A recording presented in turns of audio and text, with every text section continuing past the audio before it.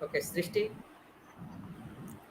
we are Good live. morning, good afternoon, and good evening to all the respected dignitaries, distinguished speakers, honorable participants, and the loving audience present here from all around the globe. I am Srishti Priya from India, and I'm pleased to be the moderator of this event.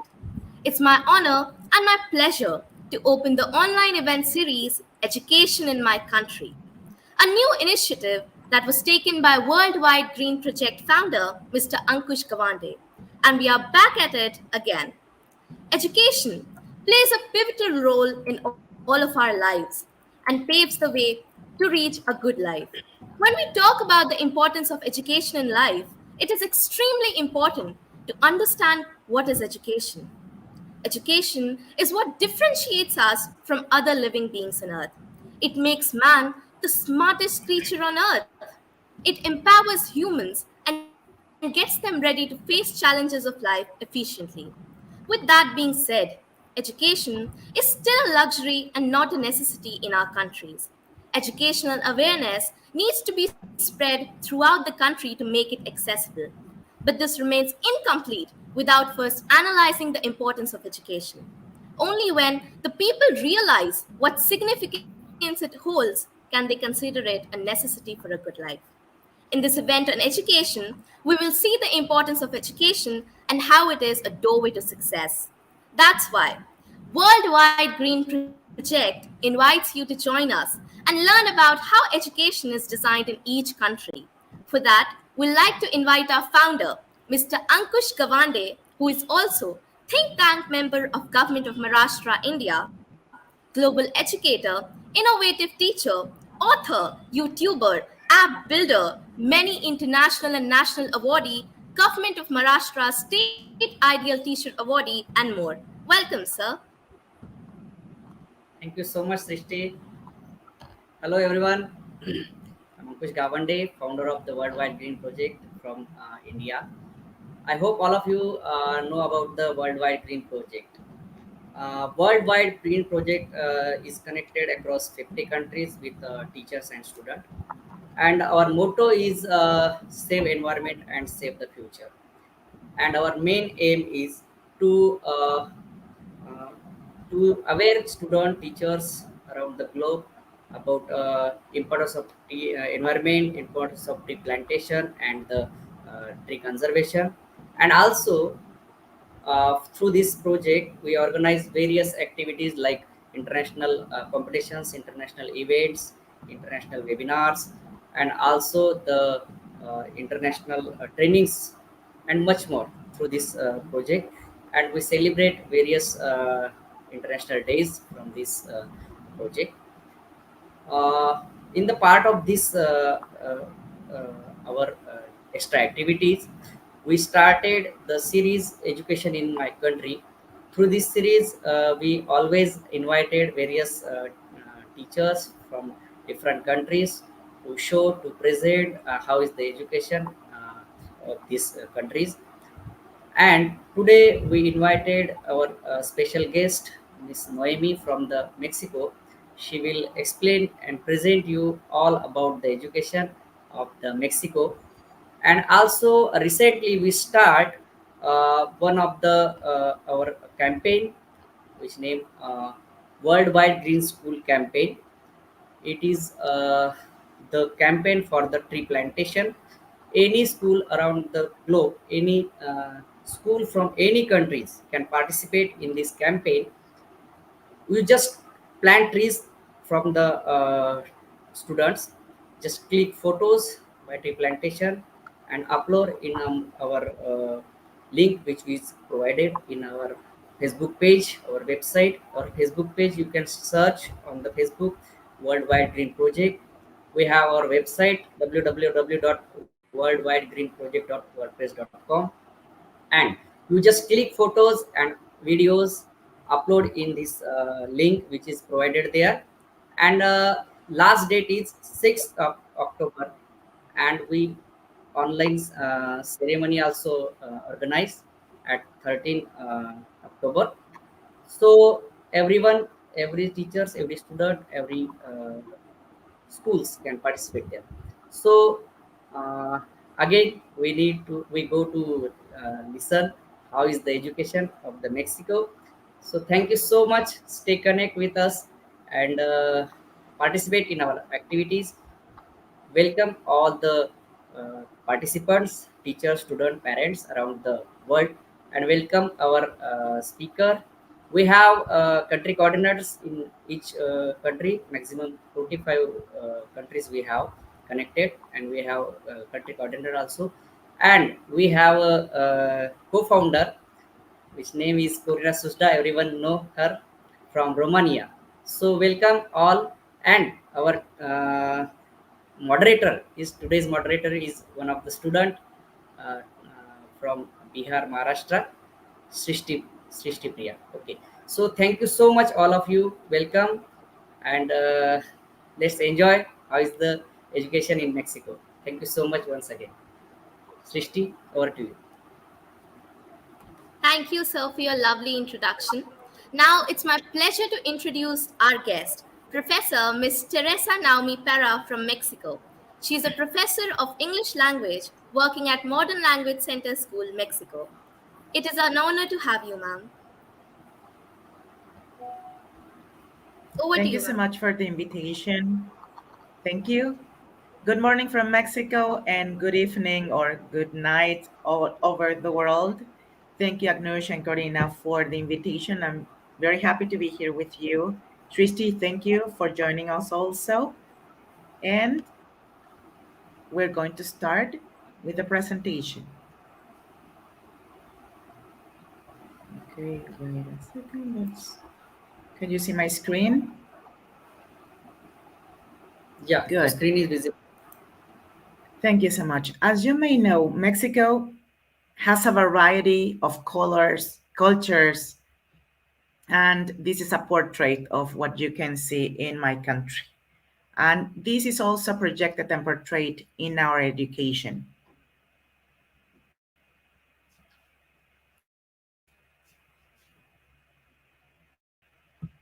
In this presentation, we're going to have just relevant facts, education in ancient times, no, since Mesoamerican civilizations, education nowadays, what about public and private schools, and also a little bit of Mexican culture.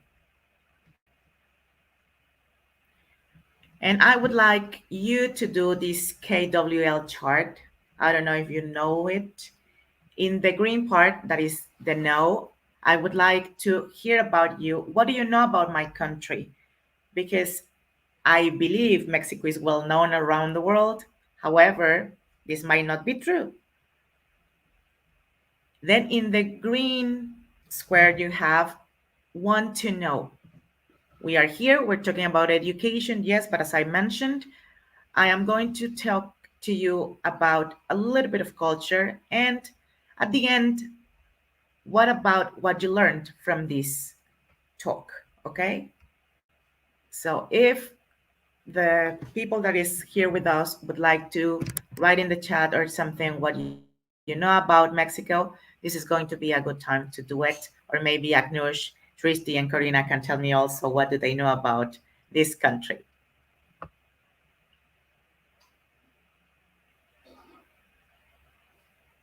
Agnush, would you like to say something?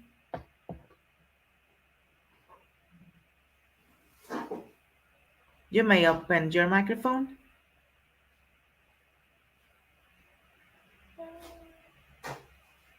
Hello. Yes.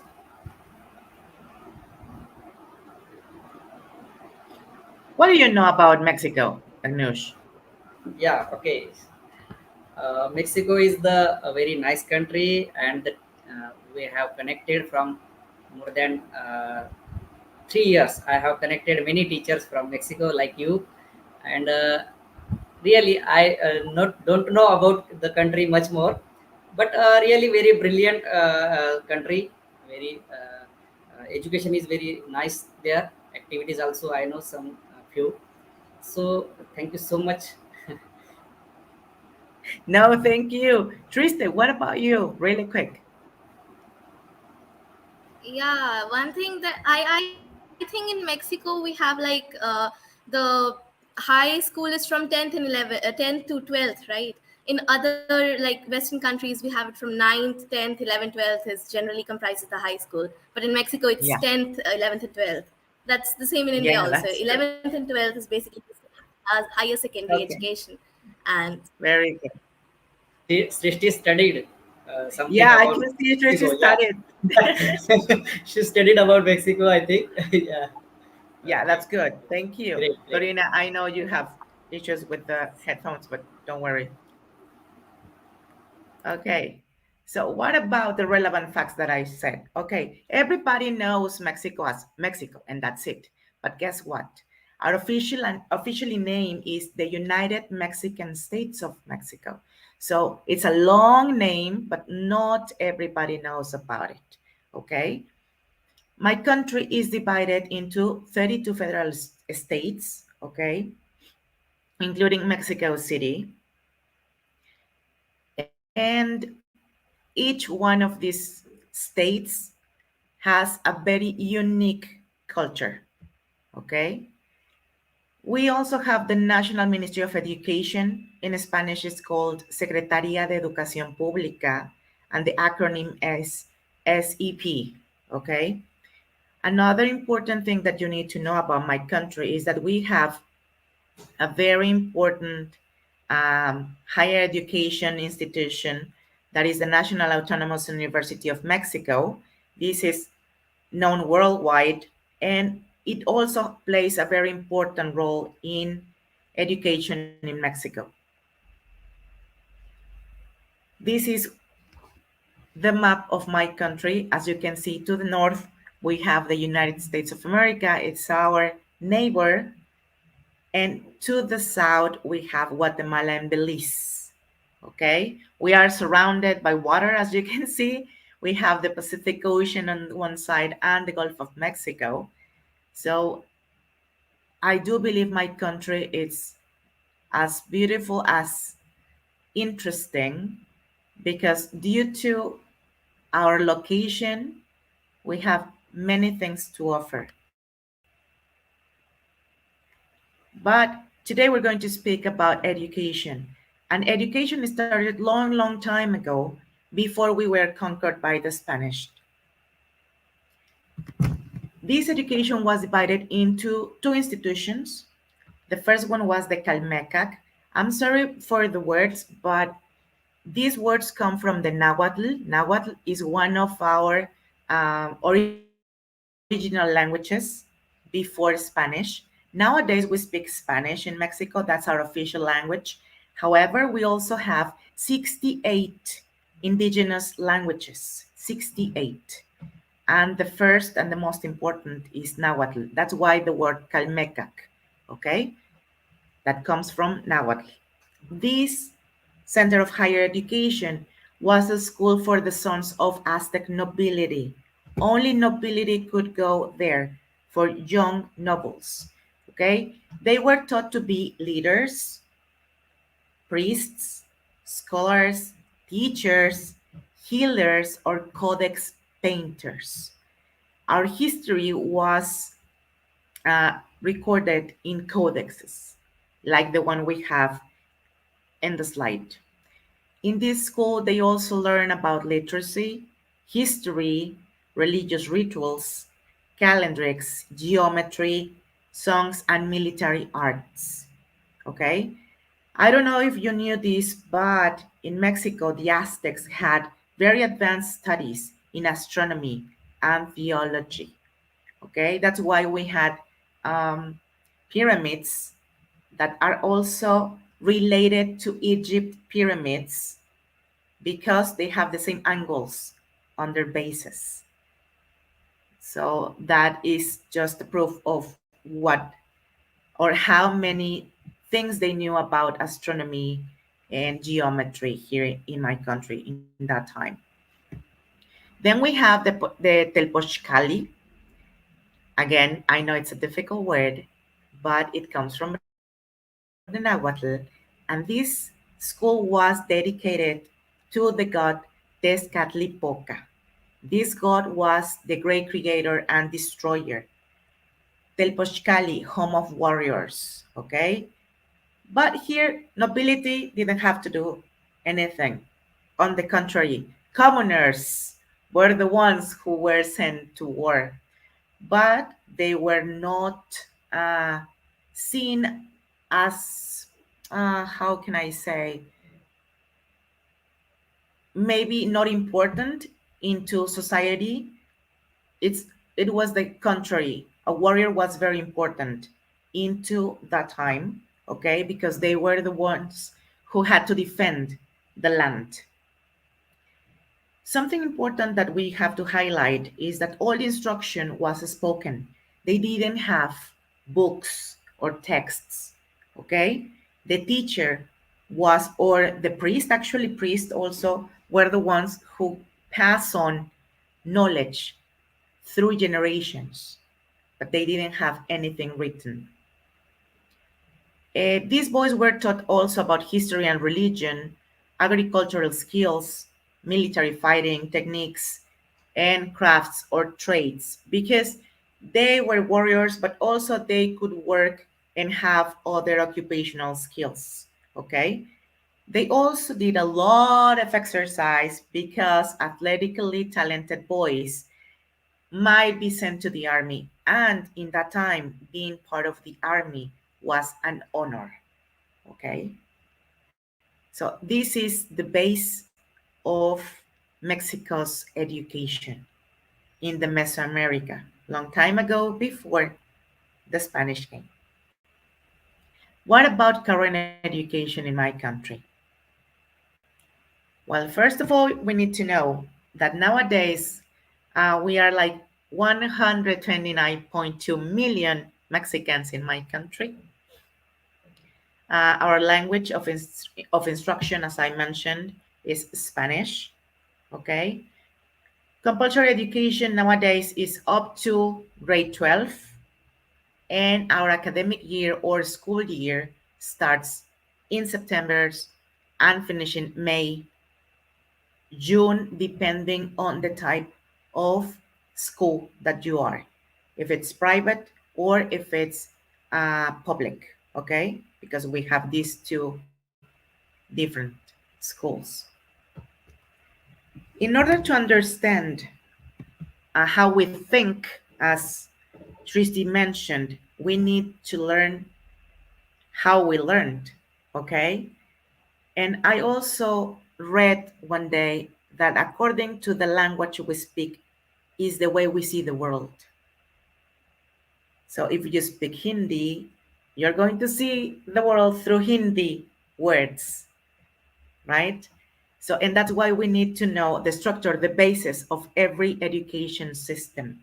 In Mexico, we have three major and important uh, levels of education: the basic education, the upper secondary education, and higher education.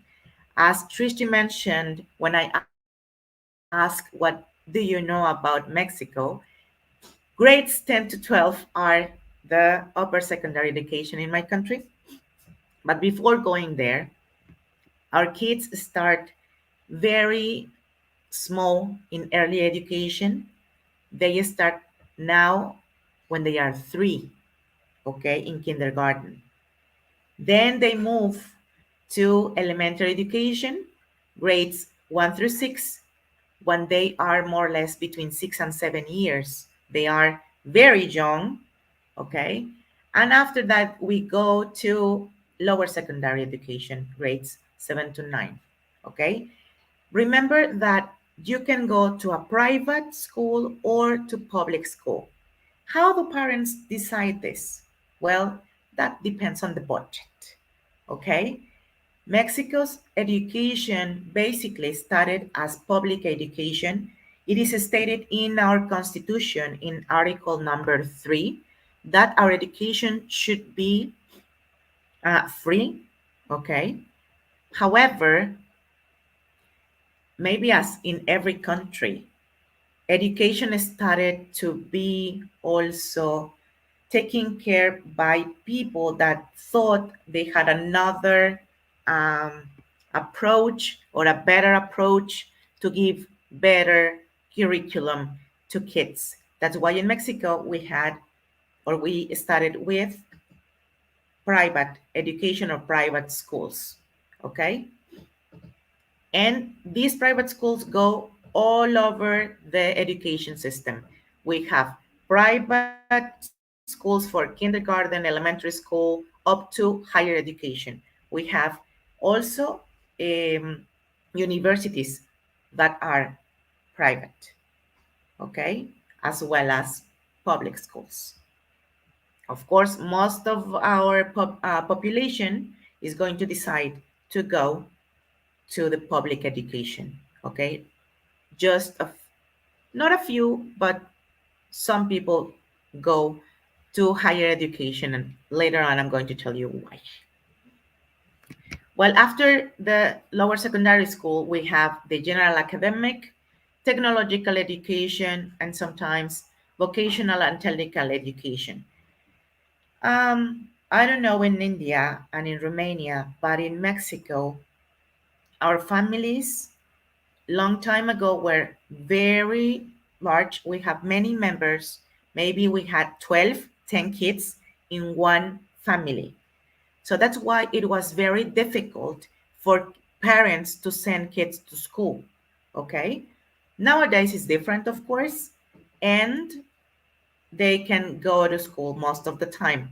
However, talking about this past when we had many kids in one family, the government thought that it was a good idea to um, to start with education that could give you certain skills so you can insert in the labor system. Okay, you can go to work, and maybe as a worker you are going to have the income to continue your higher education. Okay, because as I mentioned, you can go to private or public schools.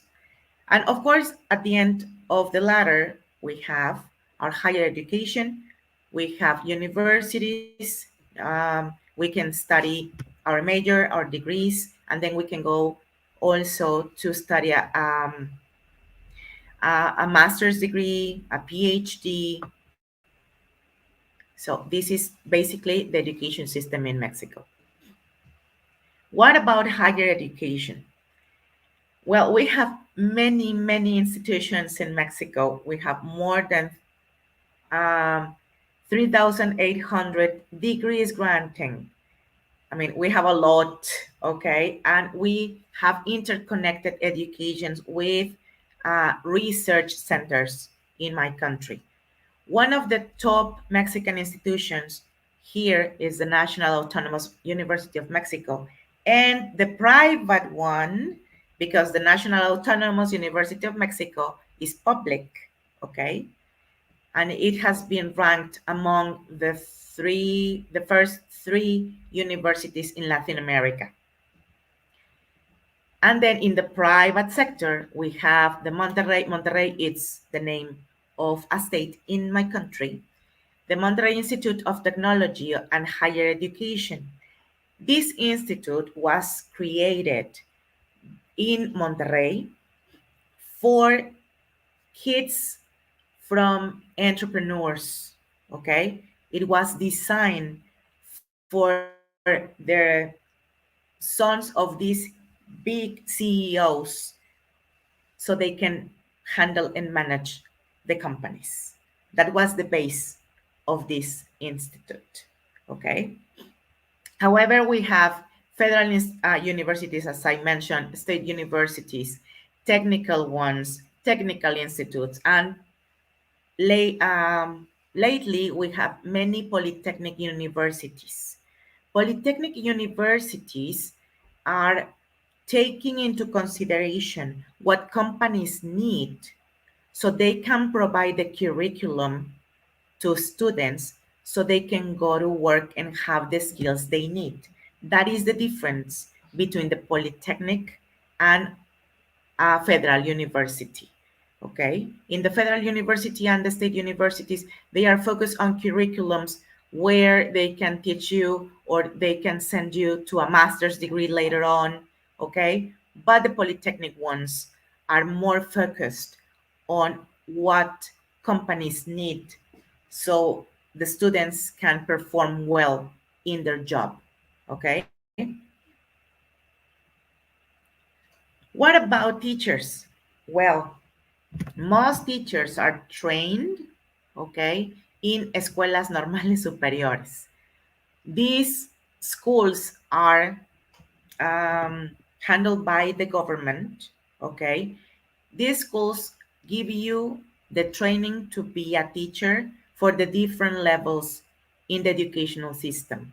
You can study to be a kindergarten teacher, okay, an elementary teacher, but you're going to be trained in a specific subject. For example, if Srishti comes, she's going to study to be a kindergarten teacher. Okay, no problem. She knows about all the approaches, etc. But if after that she wants to study to become a biology teacher, but in which level? High school. Okay. So Srishti is going to go to a escuela normal to study to become a biologist teacher, very specific. So Shrisi is going to learn about biology, not only how to be a teacher or how to teach classes, but also about the subject. Okay, so that is different. Also, in the universities, we have degrees where you can become, okay, a teacher. That's my case. I studied at the National Autonomous University of Mexico, and I have a degree, sorry, in English teaching, but it's different from a escuela normal. Okay, the instruction is different. Not uh, neither is less than the other. They are just different due to the nature of the education. Okay. Now, remember that I told you that we have degrees, qualifications, okay? We have a degree, everybody has a degree, but you have, of course, to present your thesis most of the time, or maybe you can also take a test, okay? We call them Ceneval, and according to that test, you're going to get your degree, okay? So our Ministry of Education, that is a federal government institution, okay? This institution is the one that determines the curricula, the assessment standards, the staffing in teachers training colleges. Our Ministry of Education oversees all of this and all the institution. All institutions no doesn't it doesn't matter that they belong to the private sector or the public sector. Okay? The Ministry of Education is the one that gives us the guidelines of how education is going to be served. What about teaching EFL in Mexico? Well, this is my expertise area because I have been teaching English for more than 20 years here. And let me tell you that teaching English as a foreign language in Mexico has changed dramatically, especially after the pandemic or since the pandemic, right? Because we opened to new ways of teaching using Zoom, getting connected with amazing people like you guys. That's why I'm here because I met Corinne a long time ago through these teacher circles, right? And in Mexico, we can learn English. Actually, you know what? This is very curious. I know that in India, English is insert in your curriculum, right? On paper, in Mexico is the same. But unfortunately, we have few hours of English and huge rooms full of students, between 40 and 60 students in one room. So imagine a teacher teaching English from 2 to 4 or from 6 to 7 p.m. Kind of difficult, not impossible. And that's why in Mexico, we have a lot of language centers. Universities started to open language centers. Okay, and also we have private schools that provide uh, English teaching education. Here we have also the British Council, we have um, the Anglo, many other private schools that provide this service for people in Mexico. But unfortunately, we don't reach the level that it's supposed that we need to have. On paper, our Ministry of Education said that when a student reaches university, he or she has to have a B1 plus level. And unfortunately, kids are not reaching that level.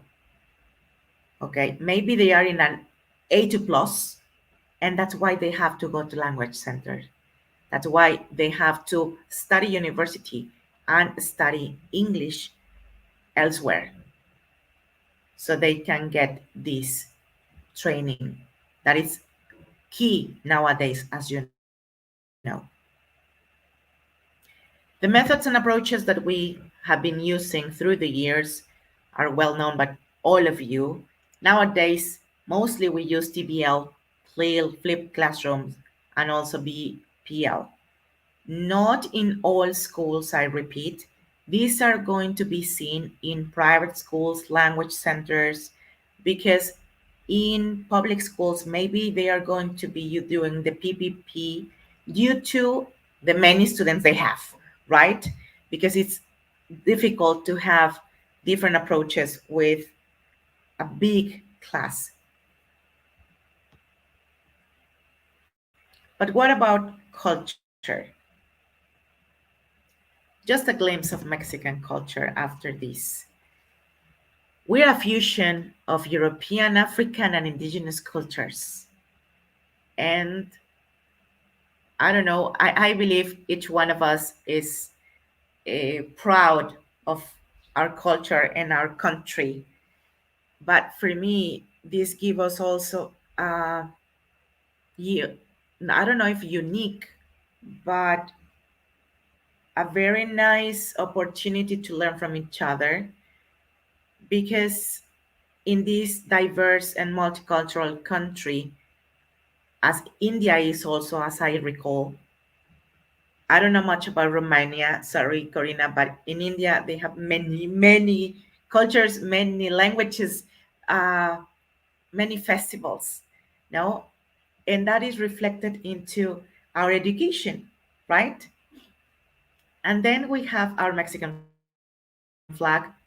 This has the founding in the Aztec Empire. We have an eagle eating a snake on the top of an opal that is a cactus. And that represents the dream of the Aztec Empire long, long time ago. After that, they took that with the three colors of our flag. Each color represents um, different aspects from the independence of my country. Mexican cuisine is among the best in the world. Humor is central in Mexican culture. I don't know if you knew this. Music, it's, oh my God, it's huge, very important in our Mexican identity. And we also have many Mexicans, many important Mexican people. Among them, we have Nobel Prizes, diplomats, and scientists. And this is just part of my country. So thank you so much for your time. Thank you for the invitation, and I hope you like this glimpse of my country. Over to you, Christy. Thank you. Thank you, ma'am, for such wonderful presentation. Dear friends, with education, you can enhance your productivity and complete a task better in comparison to an uneducated person. However, one must always ensure that education solely does not ensure success. It is a doorway to success, which requires hard work, dedication, and more, after which you can open it successfully. All of these things together will make you successful in life. In conclusion, Education is the key to turn a weakness into a strength. It offers different tools and ways to understand problems that lay ahead of us and helps resolve them. More importantly, education provides us with considerable mental ability to make the right decisions and spring into action when needed. It enhances the individual growth of a person. Education also improves the economic growth of a country. Above all, it aids in building a better society for citizens of a country. It helps to destroy the darkness of ignorance and bring light to the world. It is my privilege to now accord the vote of thanks. First of all, I would like to say thank you to the founder and co founder of Worldwide Green Project for this initiative. We all learned a lot tonight. I fail to express my gratitude in words for our special guest from Mexico, who enriched our knowledge tonight. You are amazing. Thank you so much. Thank you, dear and lovely participants who always support and encourage us with their presence. I would like to conclude with a quote. The purpose of education is to turn mirrors into windows. I repeat, the purpose of education is to turn mirrors into windows. I wish you all a happy evening and good night. Don't forget to stay tuned for our upcoming events. Thank you. I Thank would you also so like to much. invite Mr. Ankush Sir. Thank you so much, Srishti. Uh, I would like to thank Miss Noemi Para from Mexico. She is also actually English teacher, and as you know, English is a international language, and that's why it's very important to give the weightage for the English in every schools. That's why actually I am the primary teacher, but a master in English now this year. So now I can say I am also English teacher now, especially. So thank you so much once again. You explain and present very nicely all the education system activities, policy of the Mexico. Actually, our co-founder Corina can't talk because some problem in headphone. So no problem. She will talk in the next episode. So thank you so much once again, Miss Noemi, to be part and come here and just explain how is the education in your country. I hope all our participants, teachers, students, parents around the worlds from different countries very happy. They get much more knowledge about the Mexico. Involved me. You asked me how what you know about the Mexico, but I can't answer you very well.